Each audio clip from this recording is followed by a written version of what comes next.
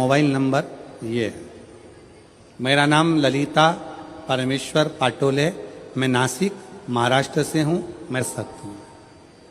बाबा, मेरे पति, पत्र को आप लोग एलईडी पर पढ़ सकते हैं, कहीं एलईडी है उन पर पत्र चल रहा है, एलईडी पर पत्र पढ़ सकते हैं। बाबा, मेरे पति आर्मी से रिटायर हैं।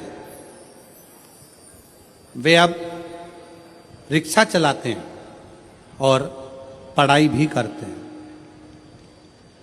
आर्मी से रिटायर होने के बाद मेरे पति रिक्शा चलाते हैं और पढ़ाई भी करते हैं। 2023 को नासिक में कथा चल रही थी, जब दादा बाबू भूसे ने उस पवित्र कथा का लाभ हमको दिया थे।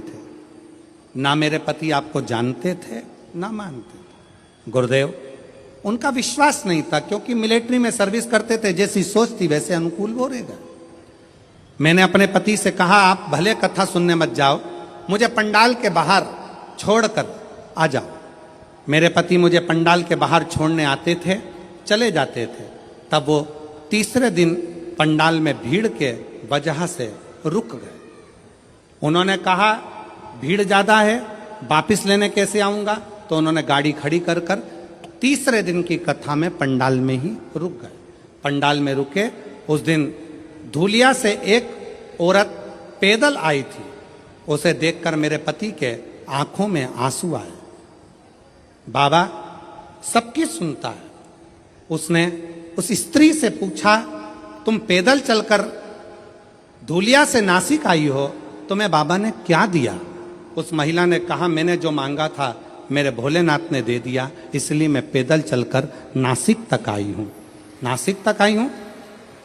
मेरे पति को लगा मैं आर्मी से रिटायर हूं, अब रिक्शा चलाता हूं, पर मेरी कोई सरकारी नौकरी नहीं लग रही है, मेरे बेटे की भी नौकरी नहीं लग रही है। आज कथा का तीसरा दिन है।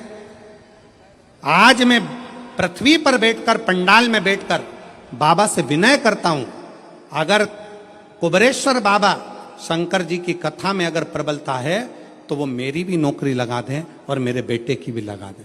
गुरुदेव, बेटे का मेडिकल बार बार रुक रहा था।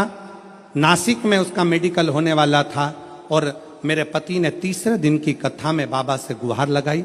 लोग कहते हैं कि यह शिव महापुराण का पंडाल है। मेरे पति ने कहा, वो सियोर वाला महाराज इतना दमदारी से बोलता है, मतलब शिव पुराण की कथा में शंकर खुद कथा करता है, अगर उसके सामने बैठकर बोला जाए तो बाबा सुनता जरूर है।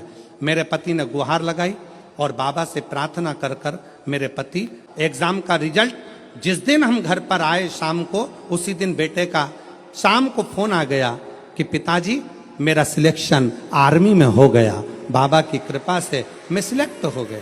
गुरुदेव, आर्मी में तो सिलेक्ट हो गया।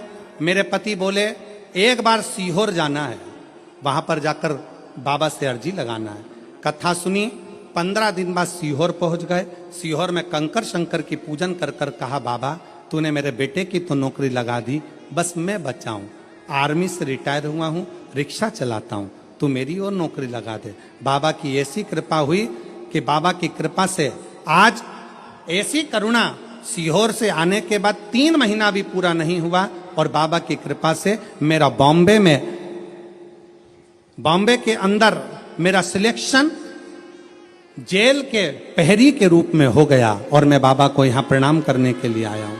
मेरे बेटे की भी फोटो लगा रहा हूँ और मेरी भी फोटो लगा रहा हूँ, दोनों की लगा रहा हूँ। अब बेटे की फोटो देखो, जिसका मिलिट्री में हुआ, और जेल प्रहरी के रूप में जिनका हुआ रिक्शा चलाते चलाते, उनकी भी फोटो उन्होंने खुद की लगाई। एक बार जोरदार ताली बजाकर साथ बताएं। बोलो जरा लाइन को आप लोग बोलो, एलईडी पर पढ़ के।